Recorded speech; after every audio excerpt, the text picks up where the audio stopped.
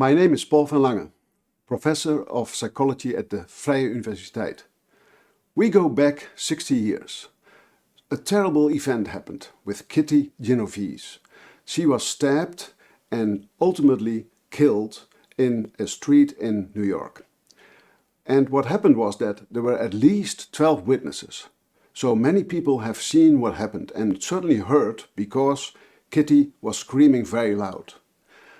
But nobody intervened. In fact, nobody called the police. This seems very natural. But this was a very important event, and that was later labeled the bystander effect. Actually, the bystander effect is not a phenomenon that only occurs in the United States. It also occurs in the Netherlands. For example, in Nijmegen, a city in the east of the Netherlands, and on a Monday morning, it's hard to believe, but at 7:30 in the morning, somebody was raped in a park. There were many passengers, and again, nobody intervened, nobody helped, even though, after the fact, many people offered an eyewitness testimony.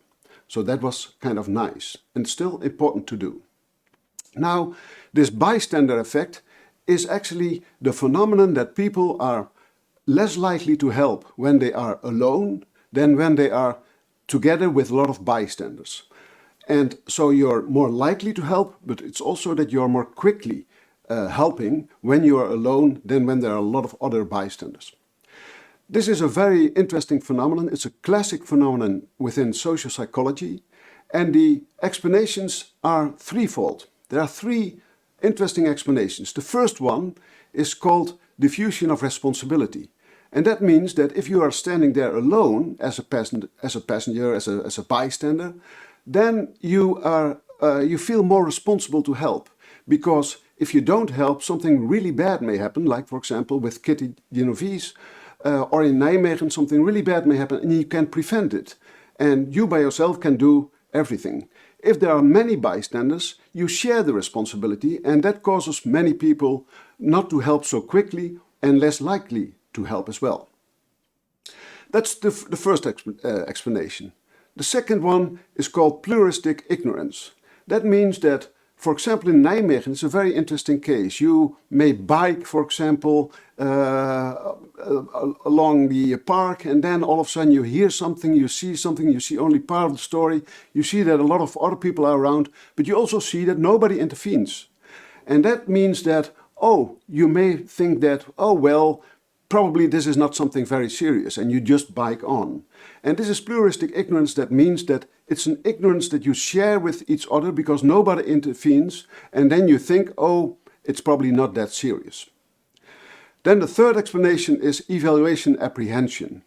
That's an interesting explanation as well, and that actually focuses on your own reputation. You don't want to be a fool who, as one of many, is going to help, but actually help was not needed, and you look like a fool.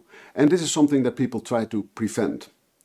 Those are the three explanations that Darley and Latané, two famous psychologists, offered to explain the bystander effect. Now, in recent trends, there are interesting other phenomena. For example, what we have seen in decades of research actually is that people are more likely to help if there's an emergency, if time is an issue. So somebody drowning, for example, then people are very likely to help. Now, you may think that, and that was actually also what initially many social psychologists thought, that this was a recent process, that people make a calculated guess, and then they decide whether they should intervene or not. But more recent evidence suggests actually that people may also impulsively help, and that this is almost like a reflex. And in fact, when you hear people talk about the event and when they have intervened, they often say, well, I didn't even think about it. I just jumped into the water to rescue that person, for example. So that's an interesting trend from recent research. The other thing that is very important is also that reputation matters, but not always in the direction that people do not help. In fact, there's also research showing that people actually do help in the presence of a lot of other people, especially when other people are just watching them. And sometimes that's the case because people want to, not very consciously perhaps, but want to reap some benefits for their own reputation. Or perhaps even more important, if they fail to help, that this would undermine their reputation. Reputational concerns are very important to people and sometimes can be a very strong motivator to help. And another interesting trend in recent research is that, like in Kitty Genovese and also in Nijmegen, these were very serious events. They led to rapes and even killing. But what we also see is that the bystander effect is actually more general. It also applies to, for example, situations in organizations where people engage in norm violations. Very subtle ones, for example, that you, without any good reason, scream to people or that you insult people. And then the question is, do you intervene? Do you, at a certain moment, are you going to act like perhaps a whistleblower, or are you going to do something to prevent people from screaming to one another and that people will be known when they engage in a norm violation? Now, what do people do when they see a norm violation? There's very interesting research by Catherine Mulher about how people respond to norm violations. In principle, they could do three things. They could intervene either physically or verbally and try to correct the things that you see. What you also can do is not doing anything, but later on gossip about it. And finally, what you also can do is simply doing nothing, avoiding the situation, running away more or less. Now, what we have seen in research, and this is a really nice research conducted in the Netherlands with 160 people, what we found was really interesting. We found basically that people do not so much intervene, verbally or physically, certainly not physically, but what people actually do, are most likely to do, is to gossip. And this is an interesting phenomenon that we have seen in this study. And in fact, we have done more research on it, and we looked at, for example, what are the norms? How do we think about those actions? What do we think of gossiping, for example? And then we see that actually we see that many things, but one of the things that I would like to highlight here is also that people are more likely to gossip when the other person has greater power over you than you have over the other person. Like, people gossip more about their bosses than vice versa. Also, if you face the harm yourself rather than somebody else, you're also more likely to intervene. And norms of gossip, actually, they are very different across cultures. And this is something that we have seen around the world, that, for example, gossip is something that is seen as appropriate, more or less, even though people have some doubts, but more or less appropriate in Western cultures in particular, in the so-called weird cultures. And you see it on the map here, that when the color is blue, and especially really blue, not light blue, if it is really blue, people sort of are in support of gossip. But when it is red, then people do not support gossip. And this happens to be the case in Kazakhstan and Iran, for example. There you should not gossip, but you should intervene. That's a different meta-norm that people have when they see a norm violation. Now, what we also see is that, for example, you see some differences such that, for example, in the United States and in the Netherlands and in England, gossip is seen as appropriate. And at the same time, you see, for example, like in a country such as Japan and Indonesia, for example, you see that people have more doubts about gossip, and actually there's some slight disapproval. Okay, but one interesting question for you may be, do I engage myself in some norm violation? And this is some interesting research that we did about 10 years ago, and the results will be striking and perhaps even shocking. You will see it. What we did is a obedience study, and this we call it, this is our favorite term, Milgram 2.0. Remember Milgram? Milgram actually did a study on obedience, and people actually were very obedient. They were 2/3 of them were likely to give electrical shocks to somebody, even deadly electrical shocks, if this person made some errors in a specific task. This was a really important phenomenon and had, as we all know, had a lot of impact. In this particular case, we did something similar. What we had was a nice cover story about a study that was conducted in Italy. And in that study, people were basically locked in a small room without any light, and without any sound. And this, we said, this is something that people cannot really cope with very well. They, at a certain moment, they may get panic attacks, they may hallucinate at a certain moment, there may be some temporary cognitive impairment. So this is, and it's just a very frightening experience. And this is the cover story. This was not for real.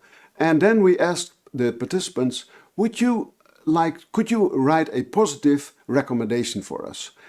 Because we need to pass this study through the ethical committee. We want to conduct this study at a free university here. And so can you write a very positive recommendation using words like exciting, for example. And of course, do not share any hesitation or concern that you have regarding the ethicality of this study. Now, this is interesting. They had three options. They could obey with this request, then they would lie. They could also not obey, then they would not lie. And they could be the whistleblower. And the whistleblower would be that you write a small note and to the ethical committee and saying, well, this study that the Free University wants to conduct is very unethical and don't approve of it. For example, that could be a note to the ethical committee, and that would be the option of whistleblowing. Now, this was, to me, a very interesting study because it was very different from the Milgram study. The Milgram study involved shocks, but in this study, no shocks. And we also should note that in the last 5-6 decades, there are almost no studies in social psychology that involve shocks. Also, what is very important to know that in this particular study that we conducted, people had time to think 7 minutes while the experimenter was not present. So they could make a careful calculation. What shall I do? Shall I obey, lie? Shall I not obey? Or shall I write this note to the ethical committee? We also asked a separate group to also make a judgment about what they themselves would do or what the average student at the Vrije Universiteit would do. Now, here are the results. First, we look at what do people think that they would do themselves. Well, as you can see, by far the most people think that they would blow the whistle. That's almost 2/3 of the people think that they would blow the whistle. And only 4% would say that they would lie. For the average student at the Free University, you see something very different already. You see that people do not think that many people will blow the whistle, at least not as often as they themselves. And they also think that actually the percentage of people that would actually lie would be much higher than they would do themselves.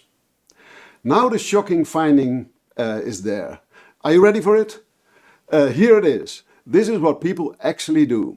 And you will be surprised. You may think, well, maybe 40% will lie, maybe 50%, maybe 60%.